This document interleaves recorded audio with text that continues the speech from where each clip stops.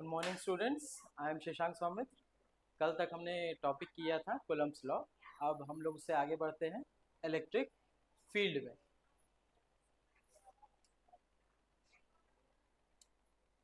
Electric field क्या होता है?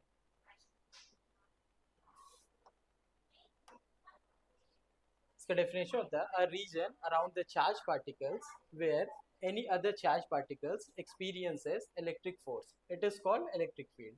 It is a vector quantity and denoted by E, है ना।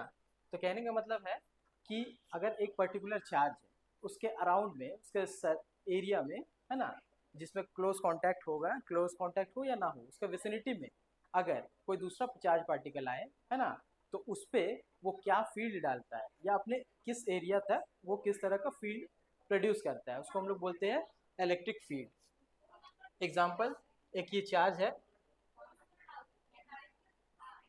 Q, plus Q.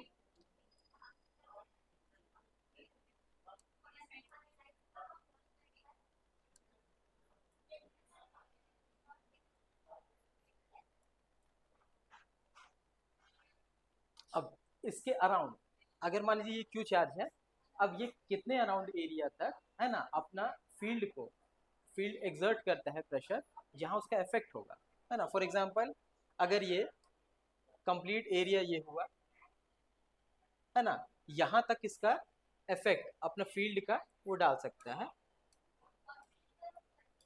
मतलब इस एरिया तक अगर कोई पार्टिकल, चार्ज पार्टिकल हो या अनचार्ज पार्टिकल हो, अगर वो इस एरिया में, इसका एरिया पर्टिकुलर ये हुआ, इसके अक्रॉस, है ना, या इसके अराउंड अगर कोई एरिया में आ गया, है ना, तो वो अपना इफेक्ट कुछ ना कुछ इन्फ्लुएंस डालेगा, है ना। जैसे कल हम लोग कूलम्ब्स लॉ में पढ़े थे कि दो चार्ज पार्टिकल के बीच में फोर्स होता है। सिमिलरली अगर ये क्यू, अब उस चार्ज को, वो हम लोग कल बताए थे कि पर्टिकुलर दो चार्ज एरिया के बीच में, अपना दोनों के बीच में सेपरेटेड था। फॉर एग्जांपल, ये प्लस क्यू चार्ज था और ये माइनस क्यू चार्ज था। अब इसके बीच में ये आर डिस्टेंस था। कहने का मतलब है प्लस क्यू और माइनस क्यू चार्ज, है ना, एक दूसरे से सेपरेटेड था। वो किस डिस्टेंस पे सेपरेटेड था वो हम लोग को जान दिया गया था आर। अब कहने का मतलब है कि अगर ये आर डिस्टेंस पे सेपरेटेड है, तो ये क्यू इस पे फोर्स, माइनस क्यू इस पे फोर्स लगा पा रहा है, क्योंकि पर्टिकुलर एरिया जो उसके एरिया के अक्रॉस जिस तरह से इफेक्ट डाल सकता है, उस एरिया के अंदर आ रहा है। Influence of area, area of influence बोल सकते हैं आप।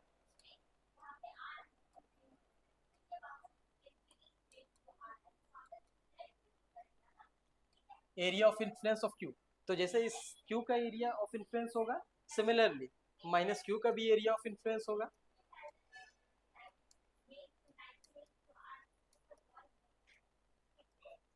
कहने का मतलब है कि एक पर्टिकुलर डिस्टेंस, जिस डिस्टेंस तक वो अपना इफेक्ट डाल सकता है ना, जो रीजन जिस तक वो इफेक्ट डाल सकता है, उसको हम लोग इलेक्ट्रिक फील्ड बोलते हैं।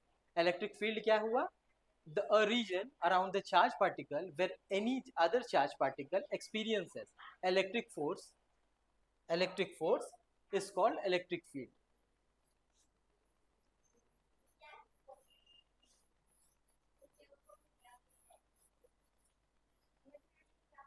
A region,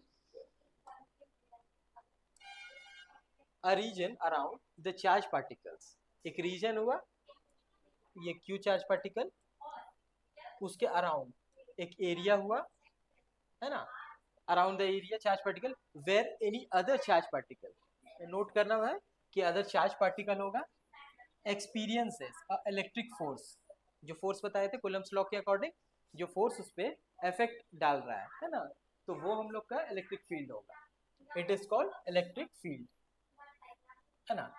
अब पता है it is an vector quantity. कहने का मतलब है कि इसका मैग्नीट्यूड भी होगा और इसका डायरेक्शन भी होगा। पर्टिकुलर किस डायरेक्शन पे आएगा वो, उसका फील्ड का किस तरह से डायरेक्शन होगा, वो भी हम लोग को देखना पड़ता है। It is a vector quantity. इसके साथ जैसे स्केलर क्वांटिटी में सब मैग्नीट्यूड होता था, डायरेक्शन नहीं होता था। अब इसमें क्या होगा, आपका डायरेक्शन भी होगा और उसका फोर्स का मैग्नीट्यूड भी होगा, है ना, जो एरिया का मैग्नीट्यूड होगा। अब देखिए इसका क्या हुआ formula, E is equal to F by Q. तो एफ आपको पता है यहाँ पर एफ कूलम्ब्स फोर्स,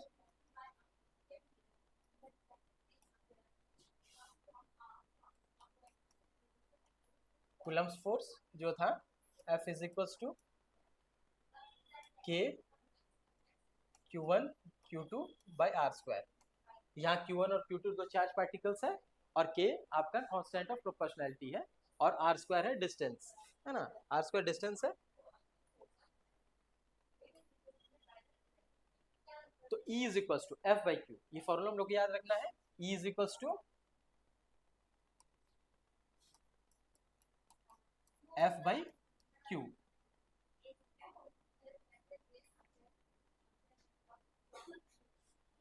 तो F जैसे हम लोग को यहाँ टेस्ट चार्ज है, अब Q क्या है यहाँ पर, Q है एक टेस्ट चार्ज है, जो पर्टिकुलर दो बीच के चार्ज हम लोग को लग रहा था तो उसमें एक टेस्ट चार्ज हुआ, Q हुआ उसका नाम। इसका यूनिट हुआ न्यूटन पर कूलम। न्यूटन हम लोग को पता है, फोर्स का यूनिट होता है न्यूटन, और चार्ज का कूलम।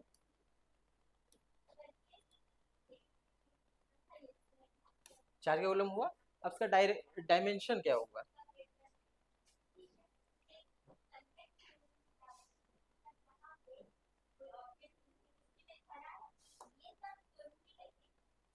इसका डायमेंशन होता है, हम लोग को नोट करिए, एग्जाम में पूछ लिया जाता है, M1 L1 T-3 A-1, ये हुआ उसका डायमेंशन, है ना। सिंपली आप लिख सकते हैं M L T-3 A-1, ये इंपॉर्टेंट है, कभी एग्जाम में ये पूछ लिया जाता है ना। अकॉर्डिंग टू द फॉर्मूला, अब इसका फॉर्मूला के अकॉर्डिंग क्या हुआ, इफ अ टेस्ट चार्ज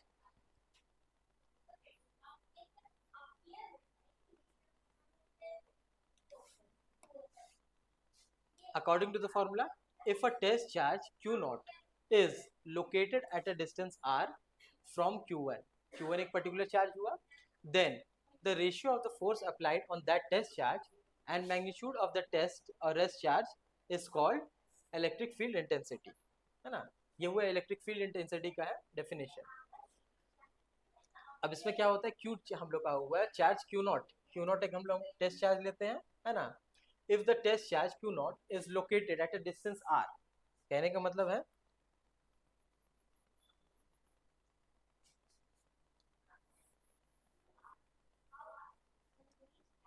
एक पर्टिकुलर चार्ज है Q, मान लिया Q1 चार्ज है, अब इससे पर्टिकुलर r डिस्टेंस पे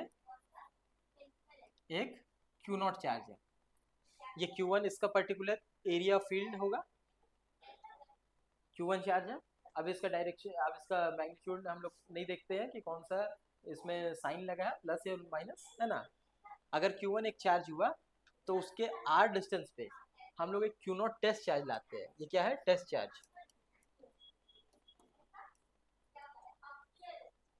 जिसका वैल्यू हम लोग को पहले से पता होगा, है ना। और Q1 का वैल्यू हम लोग जान रहे हैं। अब कहने का मतलब ये distance r, according for if the test charge Q0 is located at a distance r from Q1, then the ratio of the force हुआ applied on that test charge and magnitude of the rest charge is called electric field, है ना। ये हुआ उसका formula. देखिए इसको simplify करने के लिए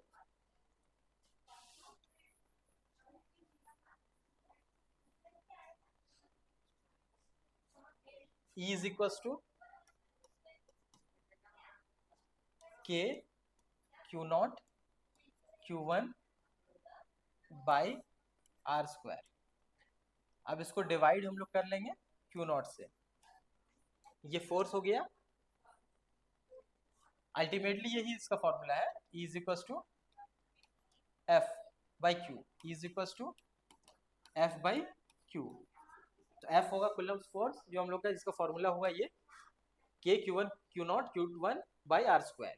अब Q0 यहाँ पर टेस्ट चार्ज लिखा है इसलिए Q0 ले लिए, अब उसको डिवाइड कर देंगे पर्टिकुलरली फोर्स को Q0 टेस्ट चार्ज से ही डिवाइड करेंगे, क्योंकि हम लोग को टेस्ट चार्ज इसलिए लिया गया है क्योंकि हम लोग को टेस्ट करना है उससे पर्टिकुलरली कि उसका वैल्यू पता है हम लोग को, वो कितने एरिया तक अपना फील्ड डालता है या इफेक्ट अपना डालता है, उसी को हम लोग को समझाने के लिए ये टेस्ट चार्ज हम लोग को लिया गया है ना।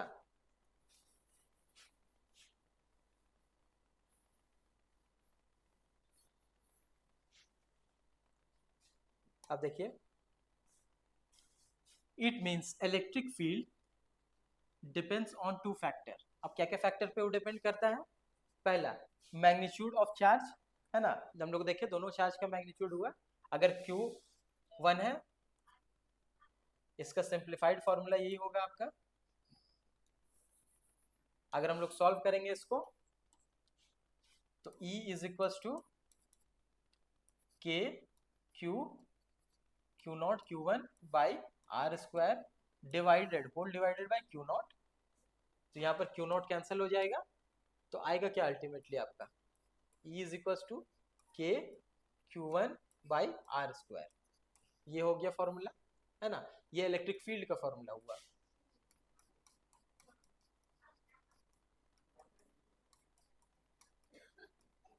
इलेक्ट्रिक फील्ड का ये फॉर्मूला हो गया, इससे डिड्यूस कर दिया गया है। अब देखिए, it means a field, electric field depends on two factors. किस किस फैक्टर पे अब डिपेंड करता है इलेक्ट्रिक फील्ड? पहला हो गया मैग्नीट्यूड ऑफ चार्ज, तो ये जो चार्ज हुआ पर्टिकुलरली चार्ज जिसके अराउंड हम लोग को एरिया देखना है, एरिया ऑफ इन्फ्लुएंस है,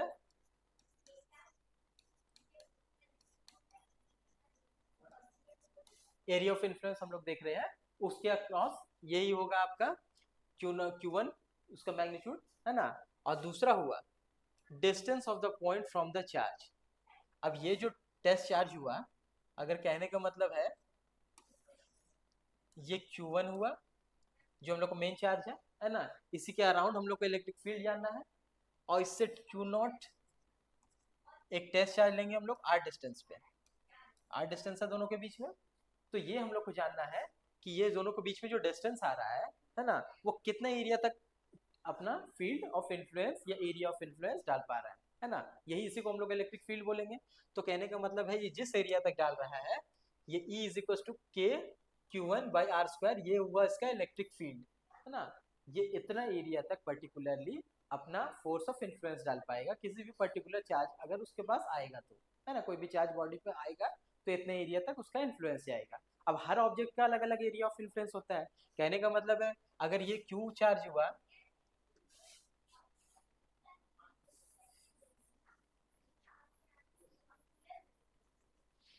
फॉर्मूला यहां लिखते हैं के Q1 बाई आर स्क्वायर। अब कहने का मतलब है मान लीजिए एक चार्ज हुआ Q1, एक हुआ Q2, एक हुआ Q3,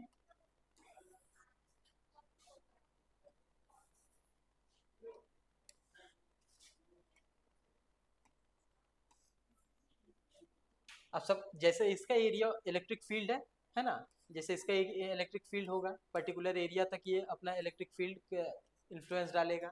सिमिलरली इसका भी एक पर्टिकुलर एरिया होगा इलेक्ट्रिक फील्ड, इसका भी होगा, इसका भी इलेक्ट्रिक फील्ड होगा, है ना। अगर ये तीनों क्लोज विसिनिटी में आएंगे एक दूसरे पे, है ना, अगर आर इतना कम डिस्टेंस हुआ जिससे कि वो एक दूसरे पे फोर्स डाल पाए तो उसका इन्फ्लुएंस उस पर लगेगा, और नहीं हो पाया तो एक दूसरे पे कोई तरह का इन्फ्लुएंस नहीं डालेंगे। अगर वो डिस्टेंस बहुत ज्यादा लार्ज हुआ, कहने का मतलब है अगर डिस्टेंस इनफिनाइट हुआ तो कोई तरह का इफेक्ट उसमें नहीं होगा, है ना, ये सिंपल चीज है।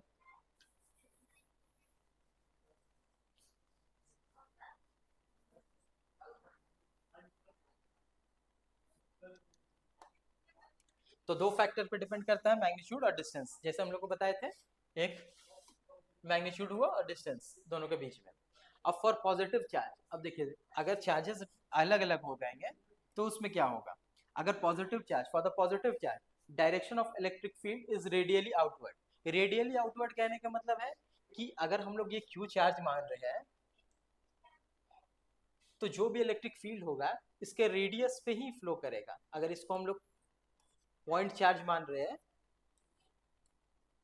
पॉइंट चार्ज मान रहे हैं कहने का मतलब एक पर्टिकुलर ये सर्कल हुआ, और अगर सेंटर पे हम लोग का क्यू चार्ज है तो पर्टिकुलर इसका कोई रेडियस होगा, रेडियस आर होगा, ये रेडियस आर हुआ। तो कहने का मतलब है पॉजिटिव चार्ज, है ना, जो भी हुआ उससे रेडियली आउटवर्ड होता है ना, जो भी उसका फील्ड का डायरेक्शन हुआ, the direction of electric field is radially outward. Important हुआ ये। रेडियली आउटवर्ड हुआ for Q charge, positive Q, it is radially outward.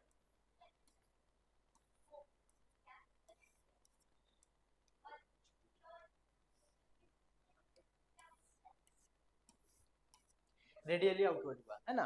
और similarly for the negative charge, direction of electric field is radially inward.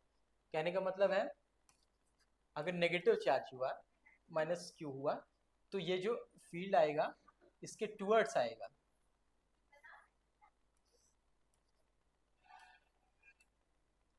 ये towards आएगा. ये minus minus में अब inward आता है, रेडियली इनवर्ड. जैसे ये देखिए इनवर्ड आ रहा है सब फील्ड, और पॉजिटिव में आउटवर्ड जाता है. सिंपल कंसेप्ट है ना.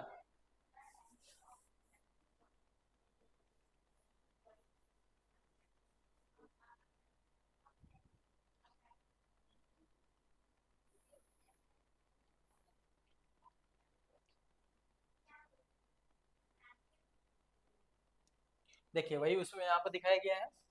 अगर पॉजिटिव चार्ज है तो इससे बाहर रेडियली बाहर जा रहा है,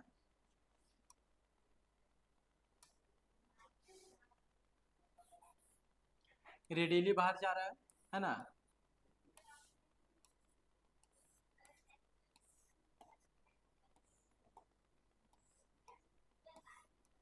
इन्फाइनाइट नंबर ऑफ लाइंस निकलेगा, है ना. यहाँ पे लाइंस जो भी होगा इन्फाइनाइट लाइंस होगा, एक पर्टिकुलर एरिया तक अपना इन्फ्लुएंस डालेगा. कहने का मतलब है मान लीजिए ये उसका एरिया ऑफ इन्फ्लुएंस हुआ, तो ये पर्टिकुलर एरिया पे अगर कोई दूसरा चार्ज आएगा, प्लस चार्ज हो या नेगेटिव चार्ज हो, माइनस क्यू चार्ज हो, है ना, तो उस पर ये इफेक्ट डालेगा. अगर इस एरिया के अंदर आएगा तो उस पर इफेक्ट डालेगा. अगर मान लीजिए इन्फाइनाइट दूर है, सेपरेटेड बहुत ज़्यादा है, सेपरेशन बहुत ज़्यादा है, तो उस पर कोई तरह का इफेक्ट नहीं होगा. ये हुआ प्लस क्यू के लिए. सिमिलरली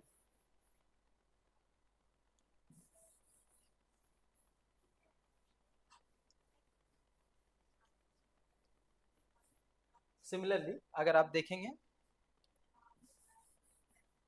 नेगेटिव चार्ज के लिए, तो नेगेटिव चार्ज में क्या होगा, वो रेडियली इनवर्ड आएगा. फील्ड लाइंस इसका, इसको फील्ड लाइंस बोलते हैं.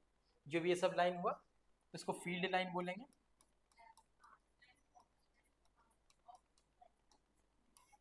फील्ड लाइंस हुआ, ये जो फील्ड लाइंस है वो इनवर्ड आएंगे.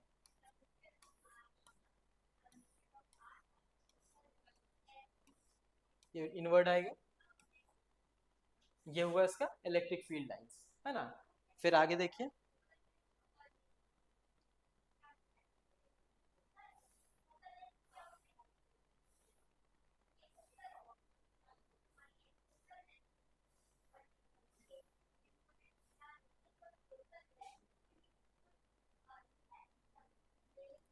अब देखिए एग्जांपल जो हुआ,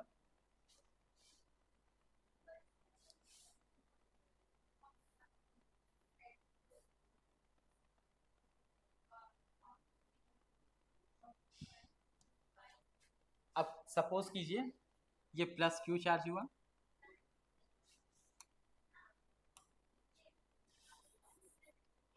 ये प्लस क्यू चार्ज हुआ, और एक माइनस क्यू चार्ज हुआ यहाँ.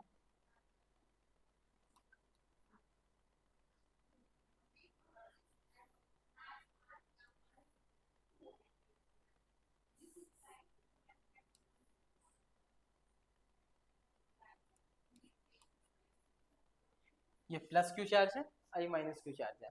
अब कहने का मतलब है ये लोग का इलेक्ट्रिक फील्ड लाइंस निकलेगा, इनसे बाहर आएगा प्लस क्यू में,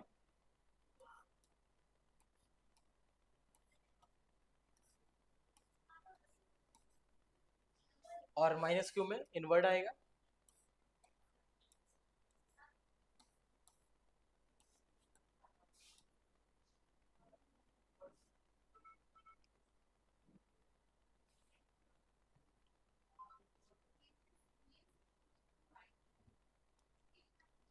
ये इनवर्ड आएगा. अब कहने का मतलब हुआ अगर ये दोनों के बीच में डिस्टेंस अगर क्लोज डिस्टेंस हुआ,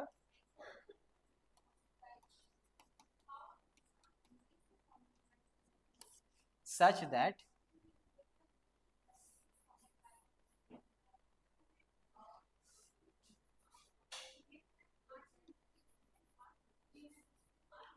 if they are close enough such that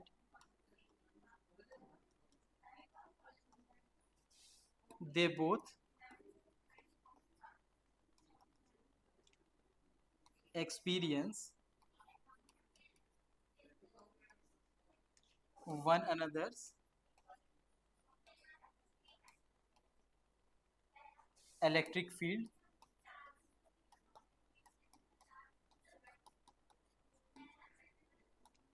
then अब देखिए क्या होगा।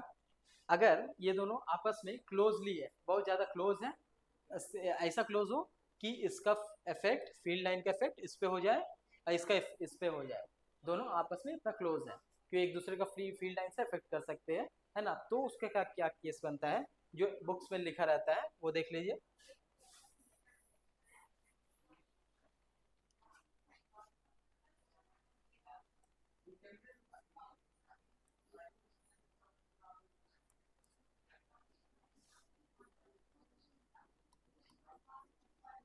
तो इसका फील्ड लाइंस आएगा यहाँ पर, इससे बाहर आएगा,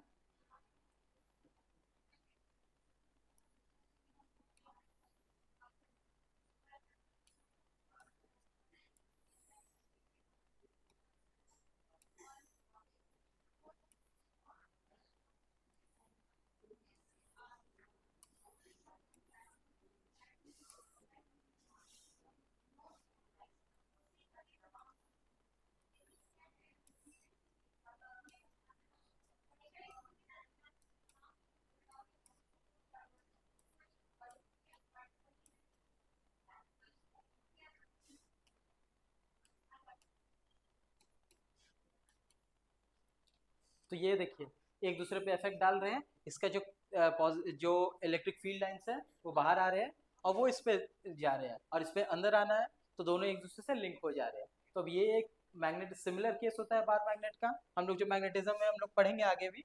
तो बार मैग्नेट का भी सेम केस होता है, north pole south pole, north pole से निकलता है साउथ पोल पे आता है, तो सिमिलर एक मैग्नेट टाइप का वो बिहेव कर रहा है, उसका प्रॉपर्टी हो जा रहा है ना। सिमिलर उसी तरह से फील्ड लाइंस यहाँ बाहर निकलते हैं नॉर्थ पोल से, है ना, और एंटर करते हैं साउथ पोल में। तो ये सेम स्ट्रक्चर इसका हो गया। ये स्ट्रक्चर हर बार पूछा जाता है ना, जो भी एग्जाम होगा कॉम्पिटिटिव आपका एग्जामिनेशन में हर बार ये डायग्राम पूछा जाता है या किसी न किसी कंसेप्ट में के रूप में इसको यूज किया जाता है। ये हुआ एक चीज।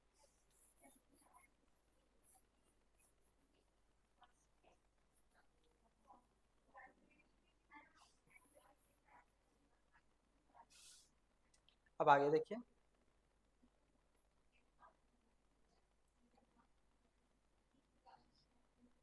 डाइलेक्ट्रिक स्ट्रेंथ क्या होता है।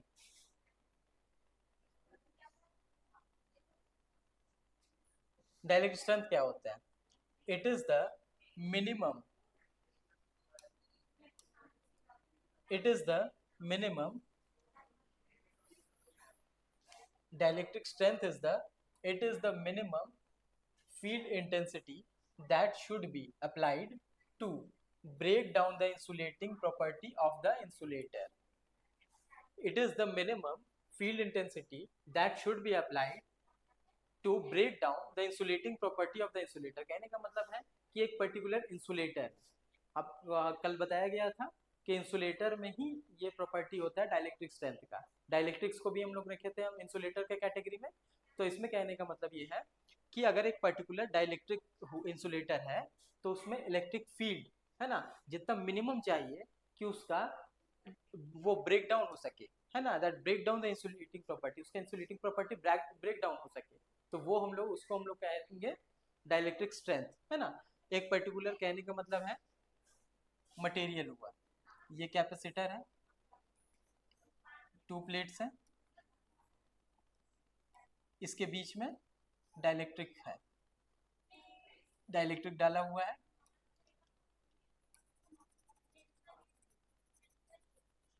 ये इंसुलेट कर रहा है एक दूसरे को। अब कहने का मतलब है इसमें हम लोग इलेक्ट्रिक फील्ड डाल रहे हैं, करंट अप्लाई कर रहे हैं। अब the minimum field intensity that should be applied, अगर जितना भी मिनिमम फोर्स में इलेक्ट्रिक फील्ड में ये ब्रेक डाउन हो सके इंसुलेटिंग से, पहले ये इंसुलेटिंग था,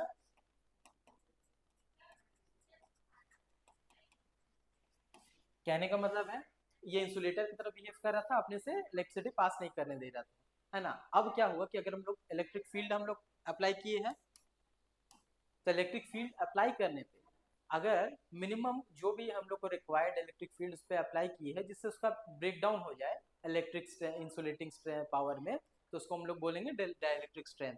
कहने का मतलब एक पर्टिकुलर इंसुलेटर है वो कितने तक सरवाइव कर सकता है ना, वो किस इलेक्ट्रिक फील्ड तक अपने आप को इंसुलेटिंग रख सकता है और किस तक वो रह पाएगा इंसुलेटिंग, और उसका प्रॉपर्टी सेम इसी तरह का प्रॉपर्टी उसको बोलते हैं हम लोग डाइलेक्ट्रिक स्ट्रेंथ, है ना। तो डाइलेक्ट्रिक स्ट्रेंथ सबका दिया हुआ है,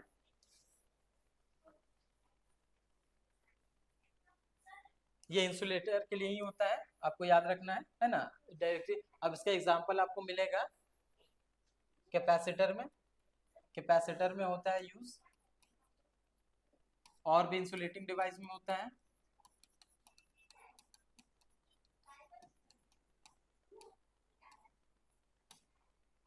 इसका काम ये होता है डाइलेक्ट्रिक का, डाइलेक्ट्रिक काम होता है कि पर्टिकुलर जो हम लोग को चाहिए, एक अप्लायंस हुआ या कैपेसिटर हुआ या कोई भी इलेक्ट्रिकल अप्लायंस हुआ, उसमें क्या हुआ कि हम लोग को एक इंसुलेटिंग प्रॉपर्टी चाहिए, दो प्लेट हुआ जैसे कैपेसिटर में दो प्लेट होता है, तो उसके बीच में हम लोग को नहीं मांग रहा है कि कंडक्शन हो जाए, है ना, क्योंकि दो दो फील्ड जो होता है उसका कैपेसिटर का अगर अलग प्रॉपर्टी पढ़ाया जाएगा तो, लेकिन उसमें क्या होता है कि हम लोग को ये माना जाता है कि उसमें डाइलेक्ट्रिक इसलिए ऐड किया जाता है ताकि हम लोग नहीं चाह रहे हैं कि डायरेक्ट कंडक्शन हो जाए दोनों प्लेट के बीच में, तो उसको स्टॉप करने के लिए हम लोग डाइलेक्ट्रिक स्ट्रेंथ रखते हैं, है ना। इसलिए ये इंसुलेटर होता है, इसका डाइलेक्ट्रिक स्ट्रेंथ हम लोग, और उस जो डाइलेक्ट्रिक है उसको पर्टिकुलर डाइलेक्ट्रिक स्ट्रेंथ में हम लोग टेस्ट करके ही डाला जाता है। कहने का मतलब अगर ज़्यादा एक हम लोग को अगर लो वोल्टेज के लिए चाहिए कोई दिक्कत नहीं है, तो उसके लिए हम लोग लो वोल्टेज का डाइलेक्ट्रिक स्ट्रेंथ लेंगे, जो ऐसा डाइलेक्ट्रिक लेंगे जिसका डाइलेक्ट्रिक स्ट्रेंथ लो हो, है ना। या अगर ज्यादा के लिए चाहिए तो हम लोग को ज्यादा पावर का लेना पड़ेगा,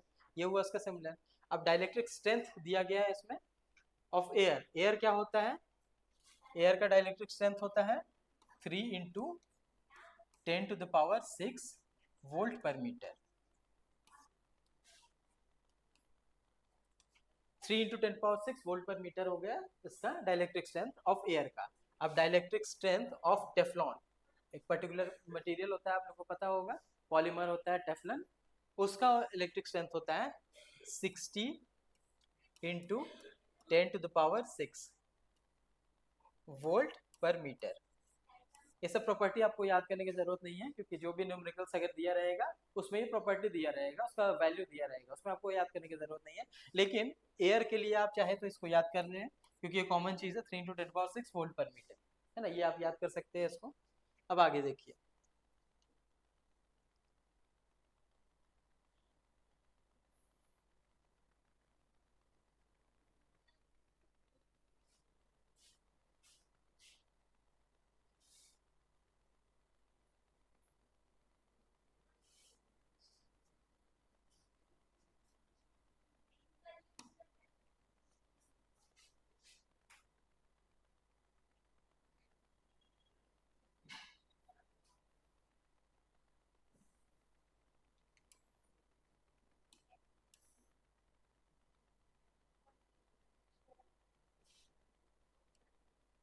अभी पर्टिकुलर एक एग्जांपल दिया हुआ है,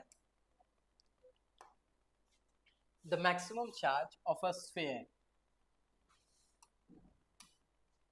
the maximum charge of a sphere can hold depends on the size and dielectric strength of the medium in which the sphere is placed। कहने का मतलब एक पर्टिकुलर स्फीयर का अगर हम लोग एग्जांपल लेंगे तो स्फीयर में क्या होता है, तो maximum charge of a sphere can hold depends on the size, इसका साइज क्या होगा एक पर्टिकुलर स्फीयर का, अगर ये स्फीयर है तो इसका साइज, कहने का मतलब इसका रेडियस जो हुआ, इसका क्या वॉल्यूम होगा, और dielectric strength of the medium in which sphere is placed, ठीक हुआ। The maximum charge density of a sphere of a radius r in terms of electric intensity E at a distance in free space is E epsilon naught r by R का whole square, ये formula है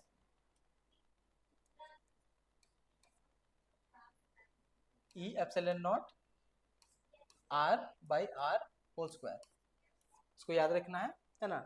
when the electric field in the air exceeds its dielectric strength, air molecules become ionized and accelerated by the field and becomes conducting। कहने का मतलब है, जैसे आपको बताया गया था कि अगर एयर का हम लोग को दिया गया था, एयर का क्या था वैल्यू डाइलेक्ट्रिक स्ट्रेंथ का,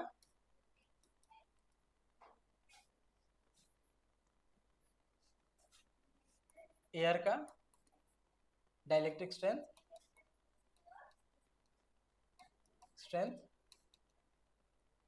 3 इंटू 10⁻⁶ ये वैल्यू था वोल्ट पर मीटर, है ना। कहने का मतलब है कि when air electric field is applied, अब होता क्या है कि नॉर्मल केसेस में ये नहीं होता है। होता क्या है कि जब रेनी सीजन हुआ या तो फिर मॉइस्चर लैडन क्लाउड्स हुआ, तो क्या है कि एयर में भी, एयर का जो इंसुलेटिंग प्रॉपर्टी होता है उसमें वो भी कंडक्शन आ जाता है, उसमें भी ब्रेक डाउन हो जाता है अगर हाई वोल्टेज आ गया, है ना। जैसे लाइटनिंग का केस हुआ, थंडर लाइटनिंग,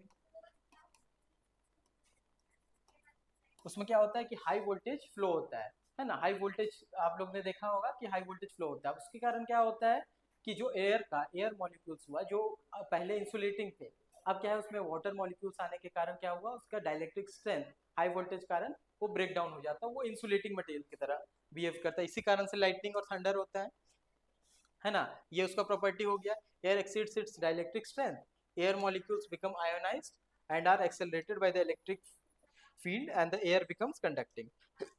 ये हो गया उसका प्रॉपर्टी।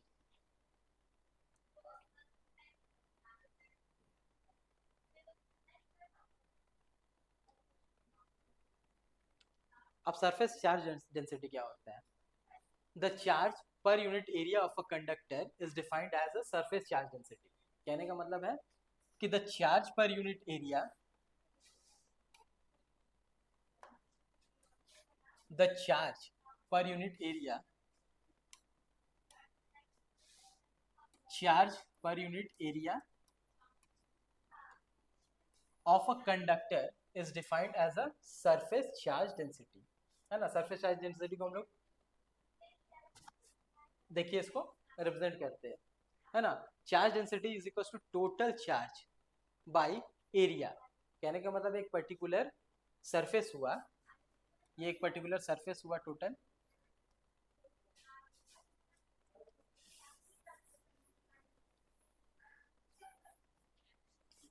मान लीजिए एक स्फेयर हुआ,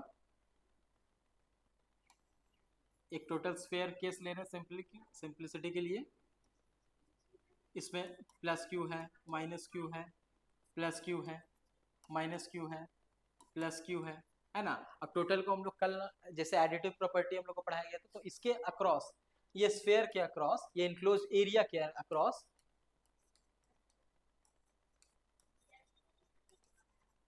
के अक्रॉस क्या आपका टोटल चार्ज क्या होगा। तो देखिए इसको डायरेक्ट ऐड करना था हम लोग को, जैसे टोटल क्यू हम लोग निकालना है, तो क्या हो जाएगा, जितना भी चार्ज है सबको ऐड कीजिए उसको सम के साथ तो जरूरी है। प्लस क्यू है तो प्लस उसका साइन रहेगा, माइनस क्यू उसका साइन माइनस होगा, उसको सबको ऐड कर देना है। प्लस क्यू, माइनस क्यू, फिर प्लस क्यू, फिर माइनस क्यू,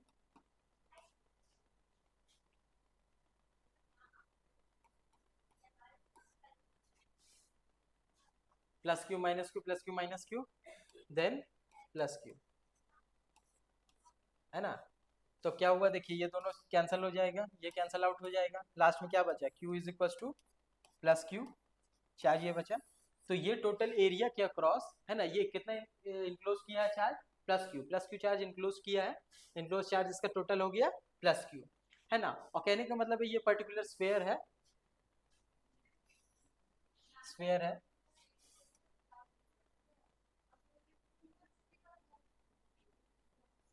इसका रेडियस मान लीजिए r है ना। तो इसका एरिया क्या होगा, एरिया अगर हम लोग को निकालना है इस स्फेयर का, तो पाई आर स्क्वायर होगा, है ना। तो टोटल क्या हो गया, अब क्या हुआ, सरफेस चार्ज डेंसिटी जैसे अब हम लोग को निकालना है, टोटल चार्ज इंक्लोज टू हम लोग को क्यू और एरिया हो गया पाई आर स्क्वायर। तो सरफेस चार्ज डेंसिटी होगा Q by pi R square. तो Q का वैल्यू क्या यहाँ पर होगा, plus Q by pi R square. ये हो गया इसका surface density, surface charge density इसका हो गया। कहने का मतलब एक पर्टिकुलर सरफेस है ना, टोटल सरफेस एनक्लोज्ड है, उसमें कितना चार्ज है पर यूनिट एरिया, है ना, एक पर्टिकुलर एरिया दिया गया है, वो एरिया पर्टिकुलरली कितना चार्ज एनक्लोज किया हुआ है, ये उसका सरफेस चार्ज डेंसिटी हो गया, है ना। इसका प्रॉपर्टी हम लोग का यूजेस बहुत ज्यादा होगा, है ना, आगे का टॉपिक चैप्टर में हम लोग देखेंगे इसका यूजेस होगा।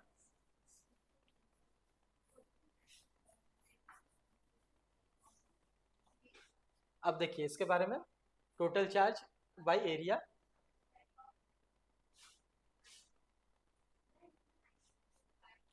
अब when A is equals to 1 meter square, then Q is equals to sigma charge density is equals to Q। अगर एरिया जैसे Q is equals to था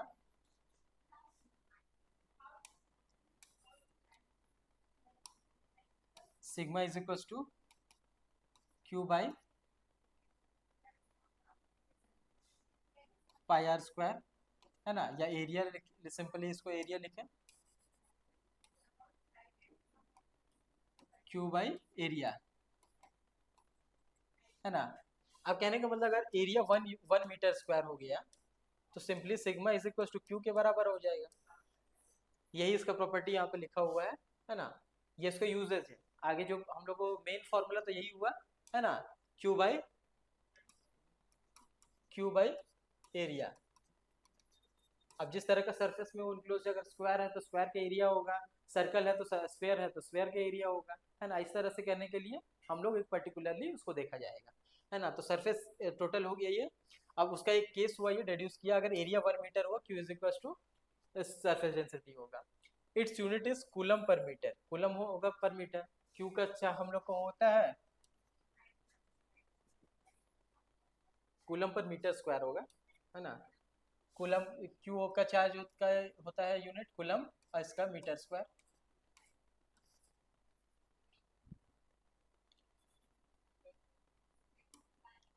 एरिया मीटर स्क्वायर हुआ इसका यूनिट, तो कूलम पर मीटर स्क्वायर ये होगा। And it's dimension is,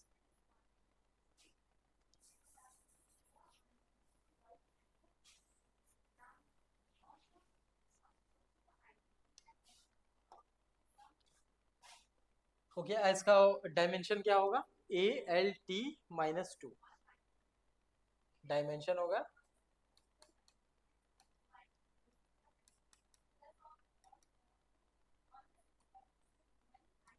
AL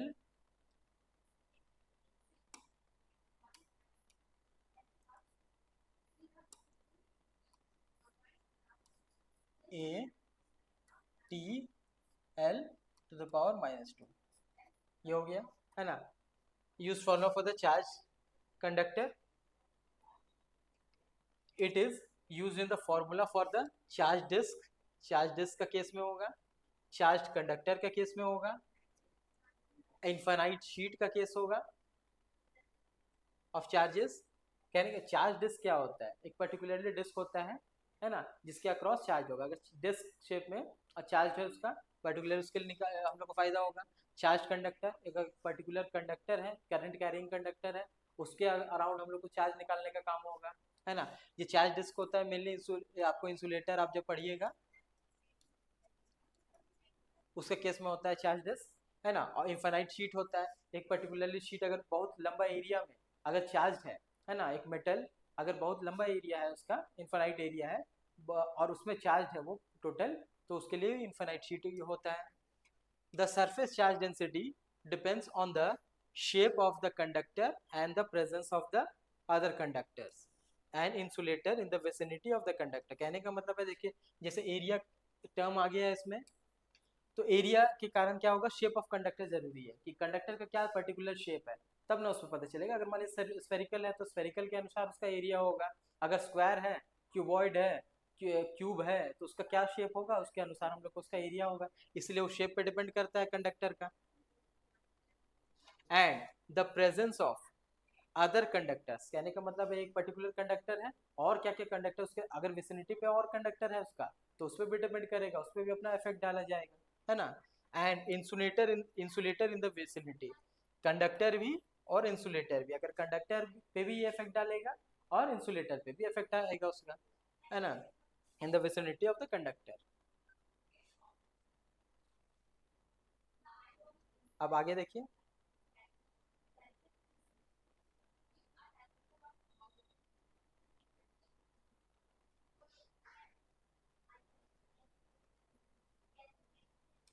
अब देखिए सिंपल इसमें अगर सरफेस चार्ज डेंसिटी के लिए, है ना, मैक्सिमम कहाँ होगा मिनिमम कहाँ होगा, एक पर्टिकुलर मान लीजिए शेप हुआ, स्क्वायर हुआ ये, है ना, इसको स्क्वायर मान लीजिए अभी,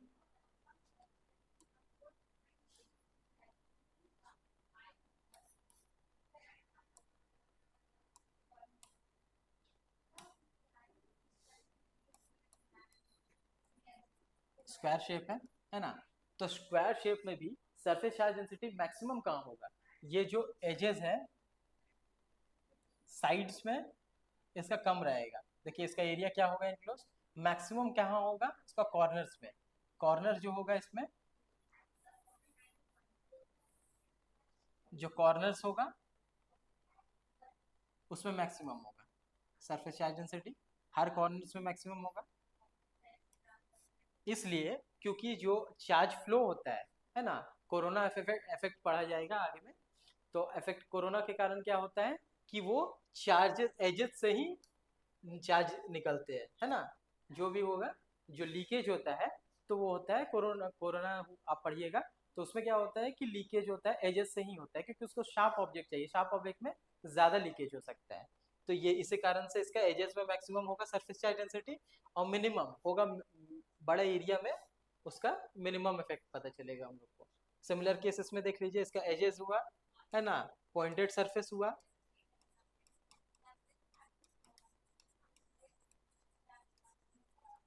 पॉइंटेड सरफेस का देखिए क्या होगा, इसमें कम, इसमें मैक्सिमम होगा और बाकी साइड्स में मिनिमम होगा, है ना, ये इसका सिंपल प्रॉपर्टी है। अब आगे देखिए,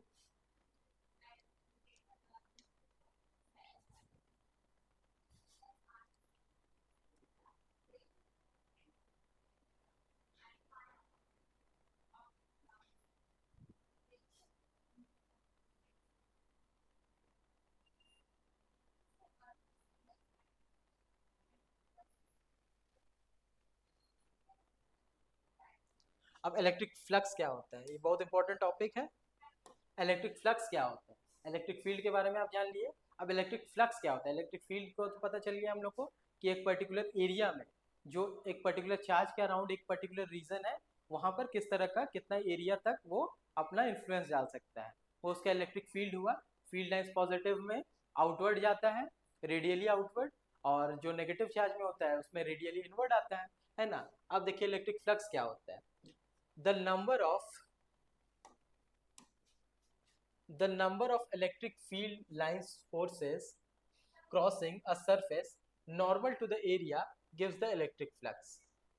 The electric flux through an elementary area is defined as the scalar product of area and the field. The number of electric field lines of force crossing through a surface normal to the area given to the electric fields. कहने का मतलब एक particular area ले लीजिए हम लोग,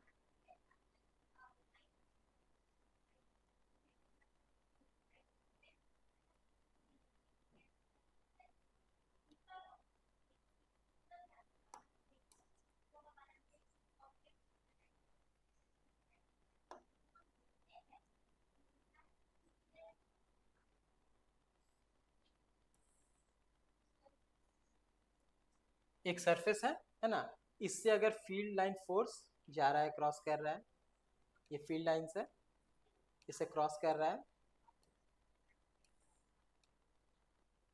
तो the number of electric field line of forces, number of electric line field lines of forces crossing through a surface, crossing through a surface normal to the area, कहने का मतलब ये पर्टिकुलर एरिया रखा हुआ है, उसका जो नॉर्मली नॉर्मली उसका 90 डिग्री, ये दोनों के बीच में एंगल बन रहा है, अगर ये सरफेस का मान लीजिए आप एक्सिस मान लीजिए और ये फील्ड लाइन, ये दोनों के बीच में हम लोग का एरिया बनेगा 90 डिग्री का, कहने का मतलब एक बुक है, है ना। सिंपली इसको आप सपोज कर लीजिए ये पेज हुआ, है ना। इसमें जितना भी अंदर इलेक्ट्रिक फील्ड जा रहे हैं आपका, है ना, जितना भी इलेक्ट्रिक फील्ड इसके अंदर पास करें परपेंडिकुलर 90 डिग्री पे, है ना, वो उस पर हम लोग काउंट करेंगे और वो होगा आपका इलेक्ट्रिक फ्लक्स, है ना। इलेक्ट्रिक फ्लक्स वो होगा, इसको डिनोट करते हैं फाई से, इलेक्ट्रिक फ्लक्स डिनोट करते हैं फाई से। The electric flux through an elementary area, कहने का मतलब है एलिमेंट्री एरिया हम लोग ले रहे हैं, स्मॉल एरिया, पर्टिकुलरली एक स्मॉल एरिया लिया जाता है, उसको डीएस बोल रहे हैं हम लोग, है ना। Is defined as the scalar product, ये स्केलर प्रोडक्ट है। स्केलर प्रोडक्ट आपको पता है किसी भी एक पर्टिकुलर डॉट प्रोडक्ट को हम लोग बोलते हैं। अगर दो वेक्टर है, एक वेक्टर ए डॉट वेक्टर हुआ, एक बी वेक्टर हुआ, है ना। अब ये लोग अगर डॉट प्रोडक्ट हम लोग लेते हैं तो इसका फॉर्मूला क्या होता है, A dot B cos theta. अब थीटा का ए डॉट बी दोनों का है मैग्नीट्यूड होगा, इसका मैग्नीट्यूड हम लोग लेंगे,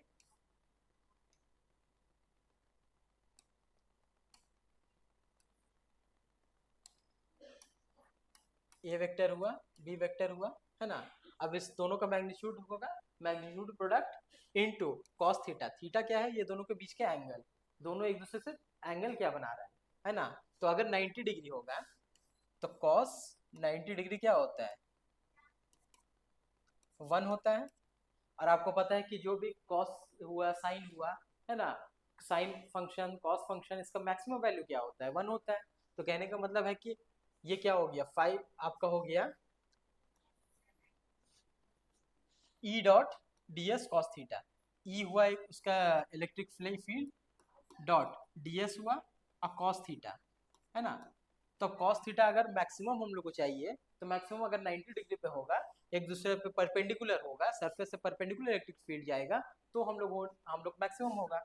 तो ये ई डॉट डी एस हो जाएगा, इसमें ई का मैग्नीट्यूड डी एस का मैग्नीट्यूड होगा, है ना। ये हम लोग का इलेक्ट्रिक फ्लक्स होता है, इलेक्ट्रिक फ्लक्स का डेफिनेशन होता है। अब देखिए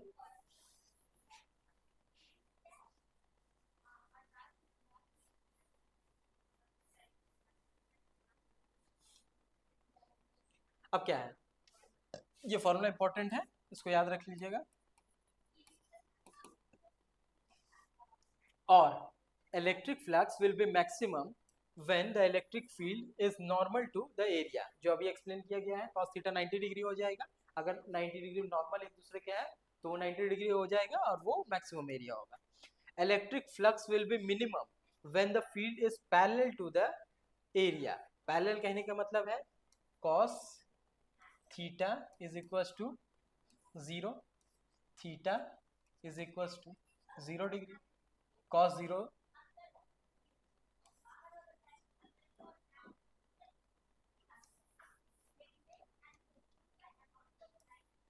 cos 0 0 होता है,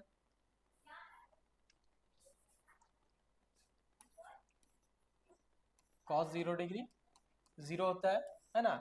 तो इसके कारण क्या होगा, ई डॉट डी एस, तो ये कैंसिल हो जाएगा, कैंसिल आउट हो जाएगा, तो ई डॉट डी एस आपका 0 हो जाएगा टोटल वैल्यू, है ना। तो डी एस का वैल्यू 0 हो जाएगा। इसी कारण से अगर पैरेलल, अगर 90 डिग्री पे है तो मैक्सिमम वैल्यू होगा उसका, और अगर पैरेलल है, कहने का मतलब पैरेलल अगर वो होगा तो उसके बीच में 0 हो जाएगा टोटल फ्लक्स, कहने का मतलब कोई फ्लक्स उसमें पास नहीं करेगा। फ्लक्स पास करेगा कहने का मतलब जो सिग्निफिकेंट फ्लक्स होता है वो नहीं पास करेगा। ये हो गया इलेक्ट्रिक फ्लक्स का। अब देखिए फॉर क्लोज सरफेस क्या होता है,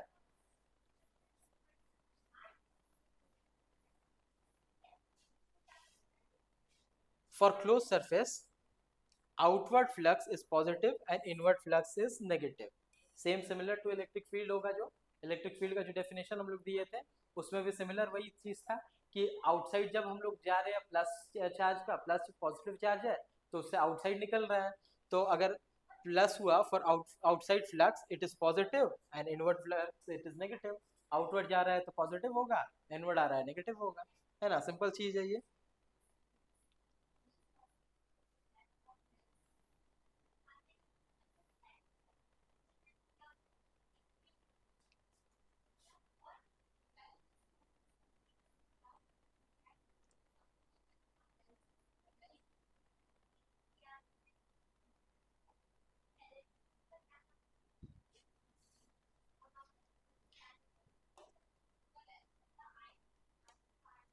देखिए वो सिमिलर हम लोग को दिखाया गया, ये पर्टिकुलर एरिया है डीएस, डीएस पर्टिकुलर एरिया है, इसमें नॉर्मल वेक्टर ये हुआ एन है, नॉर्मल वेक्टर एन वेक्टर, और ये इलेक्ट्रिक फील्ड है। अब ये दोनों के बीच डॉट प्रोडक्ट हम लोग को लेना है, ये दोनों के बीच पहले थीटा एंगल है, तो इसका फॉर्मूला क्या हो गया, D phi is equal to E D S cos theta, है ना। अब दूसरा देखिए, अगर वो नॉर्मल है, ई भी नॉर्मल है सरफेस से, ये डी एस सरफेस हुआ, इससे ई वेक्टर ये है और उसका डायरेक्शन सिमिलर है, एन वेक्टर हुआ, उसका नॉर्मल वेक्टर हुआ इलेक्ट्रिक फील्ड का, वो देखिए दोनों के बीच में एंगल है 90 डिग्री, तो ई ये मैक्सिमम फ्लक्स होगा, यहाँ पर इलेक्ट्रिक फ्लक्स मैक्सिमम हो जाएगा। अब सिमिलर केस में अगर एक और केस हम लोग बनाए,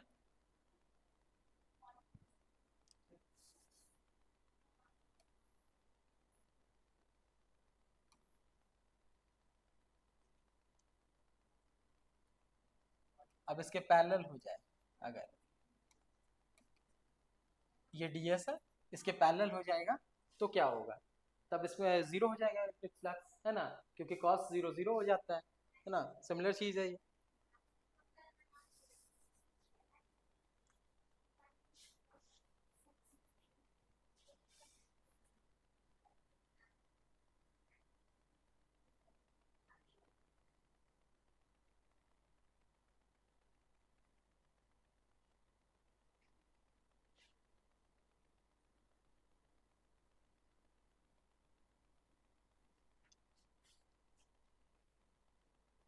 अब देखिए इलेक्ट्रिक पोटेंशियल, ये बहुत इंपॉर्टेंट टॉपिक है, इलेक्ट्रिक पोटेंशियल क्या होता है ना, किसी भी पर्टिकुलर चीज का, जैसे हम लोग का, हम लोग को बॉडी, हम लोग खाना खाते हैं पर्टिकुलरली, तो उसके बाद हम लोग को बॉडी में एनर्जी मिलता है, तो एनर्जी से क्या हुआ, हम लोग पर्टिकुलर कुछ काम कर सकते हैं, जो भी हम लोग मैक्सिमम काम कर सकते हैं, उससे हम लोग को पता चलता है कि हम लोग के पास कितना एनर्जी है, जितना एनर्जी है उसके अनुसार हम लोग काम कर सकते हैं।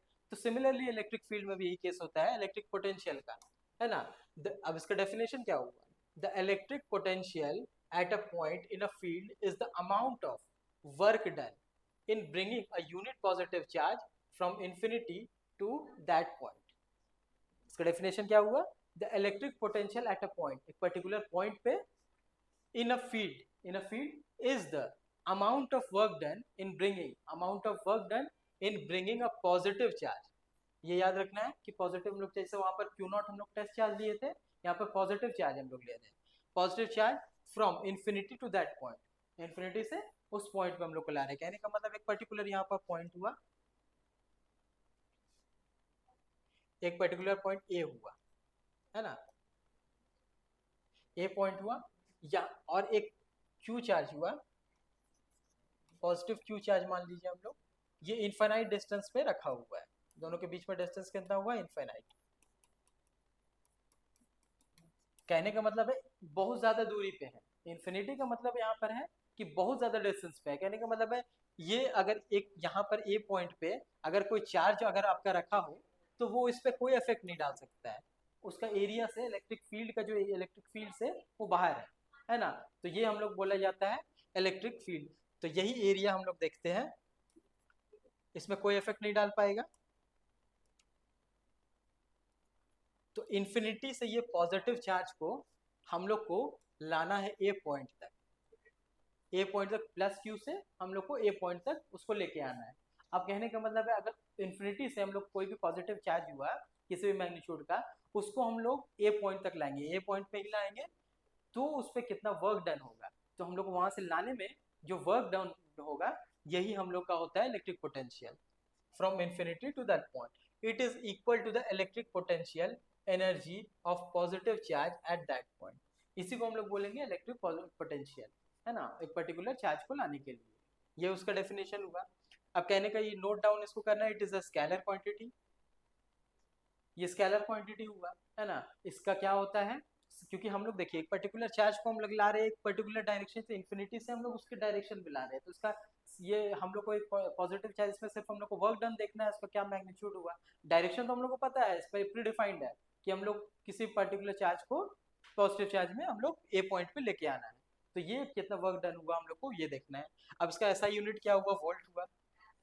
हर तरह का क्वेश्चन में आपको आगे भी इलेक्ट्रिक फील्ड में से लेकर इलेक्ट्रिक हर तरह का कंसेप्ट में आपको यही यूज होगा। इलेक्ट्रिक पोटेंशियल हर जगह आप किसी भी सर्किट का पर्टिकुलरली आपको निकालना होगा, इलेक्ट्रिक पोटेंशियल क्या होगा, एक पर्टिकुलर रेजिस्टेंस के अक्रॉस, कैपेसिटर के अक्रॉस, और भी other element, passive elements, active elements के अक्रॉस आपको निकालना होगा। ये बहुत इंपॉर्टेंट टॉपिक है, most important.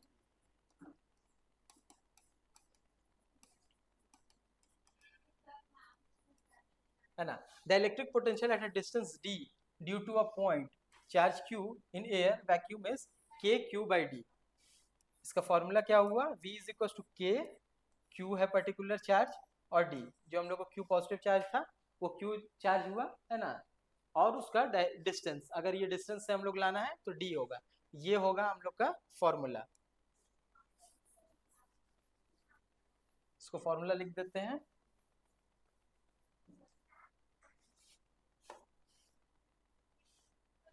v is equal to k q by d।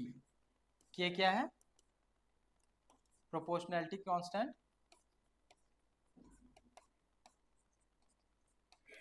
Constant, इसका वैल्यू तो आपको पता था 1/4 पाई एप्सिलॉन नॉट, ये हो गया, है ना। ये हम लोग को देखना है।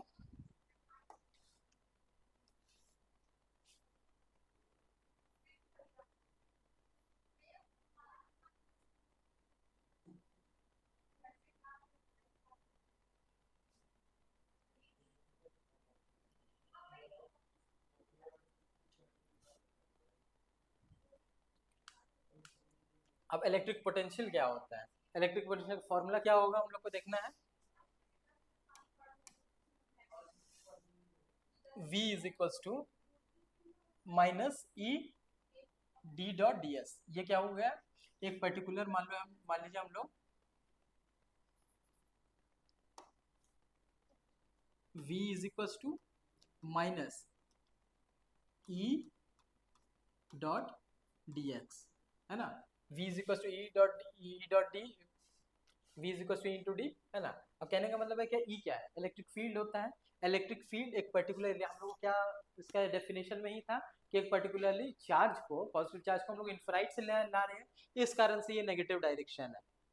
हम लोग क्या कह रहे हैं कि वहां से हम लोग को लाने की एनर्जी खत्म हो रहा है, तो उस डायरेक्शन को हम लोग नेगेटिव ला रहे हैं। अगर ए से हम लोग को ले जाना पड़ता, कहने का मतलब ये पॉइंट ए से हम लोग अगर ले जाते कहीं भी, तो वो होता है हम लोग को पॉजिटिव, इसको कंसिडर करेंगे। ए हम लोग इन्फिनाइट से ला रहे हैं, इन्फिनिटी से हम लोग ला रहे हैं, इसलिए हम लोग को नेगेटिव इसमें मानेंगे, क्योंकि हम लोग का वर्क डन हुआ है, हम एनर्जी हम लोग को खर्च हुआ है, कहने के इस कारण से वर्क डन हम लोग को करना पड़ा, इसी कारण से इसको हम नेगेटिव मान रहे हैं। तो v is equal to minus, अब समेशन, टोटल समेशन कहने का मतलब है कि एक इलेक्ट्रिक फील्ड हुआ, टोटल डिस्टेंस अगर dx हुआ, dx हम लोग इनफाइनाइट स्मॉल, जैसे कि यहाँ से लेकर a से लेकर a कोई पॉइंट हुआ, वहां से लेकर इन्फिनिटी तक हम लोग क्या कर रहे हैं, यहाँ इन्फिनिटी मान लीजिए कोई b पॉइंट पे है,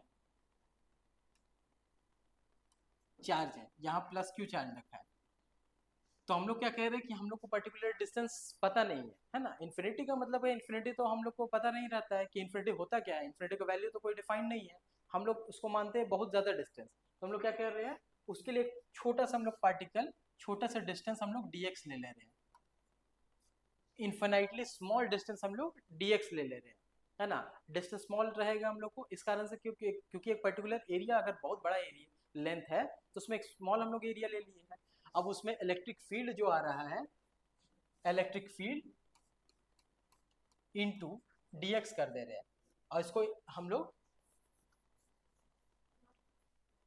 e डॉट dx कर दे रहे हैं। हम लोग को जब हम लोग पढ़े थे e डॉट ds, हम लोग पढ़े थे लास्ट में, लास्ट टॉपिक में हम लोग पढ़े थे इलेक्ट्रिक फील्ड में, है ना, इलेक्ट्रिक फील्ड फ्लक्स में हम लोग पढ़े थे। तो अब इसको क्या किए कि अब इस dx है, ये तो स्मॉल एरिया का है,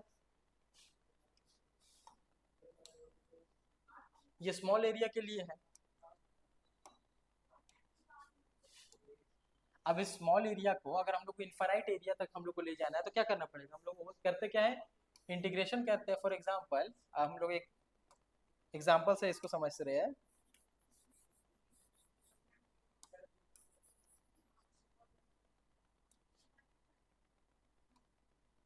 एक ग्राफ है,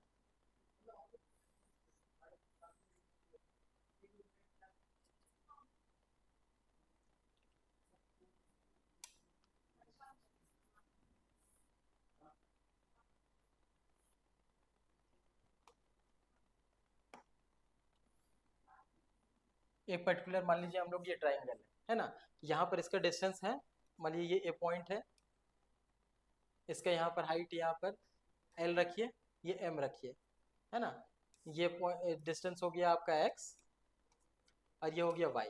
अब हम लोग को इसका एरिया निकालना है, तो एरिया कैसे निकलेगा इसमें, एक पर्टिकुलर हम लोग स्मॉल सेगमेंट यहाँ पर ले लेंगे, है ना, ये सेगमेंट हम लोग dx ले लिए क्योंकि ये टोटल x है ना, हम लोग dx ले लिए, कहने का मतलब अगर x वैल्यू हम लोग को डिफाइन नहीं है। अब क्या करते हैं, इस x के एरिया के अराउंड हम लोग इंटीग्रेट करेंगे, ये हो गया मान लीजिए हम लोग का एरिया l है, l लेंथ हम लोग को पता है l डॉट dx है,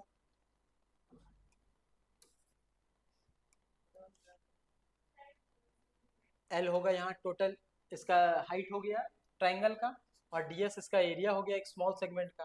अब इसको हम लोग टोटल इंटीग्रेट यहाँ से यहाँ कर देंगे, तो ऐसा ऐसा करके बहुत सारे इसमें सेगमेंट है, सब सेगमेंट ऐड होते जाएगा एक पर्टिकुलर लिमिट लगा के, मान लीजिए 0 से लेकर x तक, अगर टोटल हम लोग लिमिट निकालेंगे तो इसका एरिया हो गया, एरिया आ गया। ऐसा ही ना हम लोग करते हैं मैथ्स में, यही होता है ना कि सिमिलर एक पर्टिकुलर सेगमेंट लेते हैं, उसके बाद फिर उसको इंटीग्रेट कर देते हैं तो टोटल कंप्लीट एरिया आ जाता है। सिमिलर यहाँ पर केस होता है,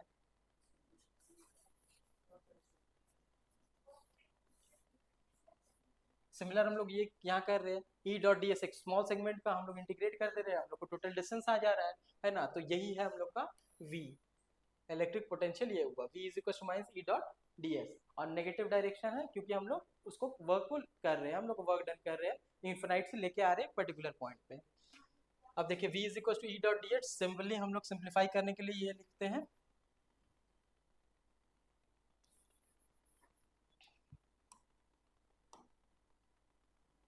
V is equal to E dot D, है ना, हम लोग सिंपल कैलकुलेशन के लिए हम लोग ये फॉर्मूला का यूज करेंगे, V is equal to E dot D.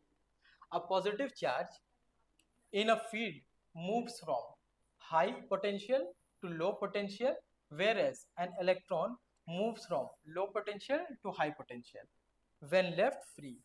अब ये देखिए इसका कहने का मतलब है कि a positive charge in a field moves from high potential to low potential, अगर एक positive charge है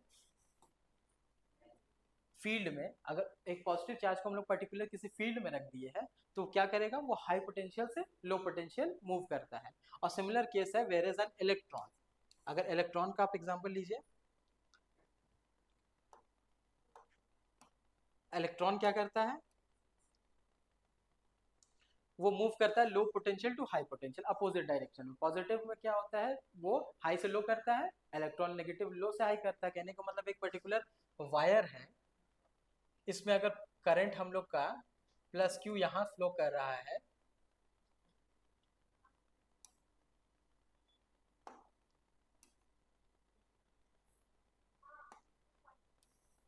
अगर इस डायरेक्शन में हम लोग करंट फ्लो कर रहे हैं तो करंट क्या होता है, फ्लो ऑफ इलेक्ट्रॉन होता है। तो इलेक्ट्रॉन का फ्लो क्या कर रहे हैं, देखिए कन्वेंशनली हम लोग आई मान रहे हैं इस डायरेक्शन में, लेकिन इलेक्ट्रॉन फ्लो होता है अपोजिट डायरेक्शन में। ये अगर पॉजिटिव से नेगेटिव है, पॉजिटिव मतलब हाई पोटेंशियल, हाई पोटेंशियल, और नेगेटिव मतलब लो पोटेंशियल, तो वहां पर क्या हो रहा है कि पॉजिटिव चार्ज मूव कर रहा है positive to high to low, है ना, सिमिलर इलेक्ट्रॉन कर रहा है नेगेटिव टू हाई, है ना, ये हो रहा है। तो यही चीज हम लोग को देखना है ना, क्यों, वेन लेफ्ट फ्री, कहने का मतलब है अगर हम लोग उसको फ्री छोड़े, अगर कोई तरह का फोर्स उस पर डाला गया है, जैसे कि अगर हम लोग ज्यादा पोटेंशियल इसको नेगेटिव दे दिया गया है, अगर फोर्स किया गया है पॉजिटिव चार्ज को, तो वो अपोजिट फ्लो कर सकता है, वो एक अलग केस है। अगर हम लोग फ्री छोड़े एक इलेक्ट्रिक फील्ड में, है ना, तो ये केस होता है कि पॉजिटिव चार्ज होता है हाई टू लो फ्लो करता है, इलेक्ट्रॉन लो टू हाई करता है। ये कन्वेंशनल हम लोग का होता है, आई का कन्वेंशनली मांगते हैं direction. Work done in moving a charge q through a potential difference V is W is equals to Q into V, और इसका यूनिट होता है जूल। W का फॉर्मूला होगा work done is equal to Q into V, है ना, ये important चीज है, बेसिक कंसेप्ट है, हम लोग को इसको बाद में याद रखना है क्योंकि करंट इलेक्ट्रिसिटी में इसे का यूज होता है सिमिलर, और इसका यूनिट होता है जूल। ये चीज़ हम लोग को याद रखना है। तो ठीक है, आज तक इलेक्ट्रिक पोटेंशियल तक हम लोग इसको कंक्लूड करते हैं। आगे का टॉपिक हम लोग आगे चैप्टर में हम लोग देखा जाएगा, आगे क्लासेस में क्या होता है, और इससे related Coulomb's law, electric force से, इलेक्ट्रिक फील्ड से, सब जो जो पी वाई क्यूज आया हुआ है, क्वेश्चंस आया हुआ है, वो भी आगे आपको कराया जाएगा, है ना। तो आज के लिए ठीक है, इतना ही रखते हैं इसको। ठीक है, थैंक यू।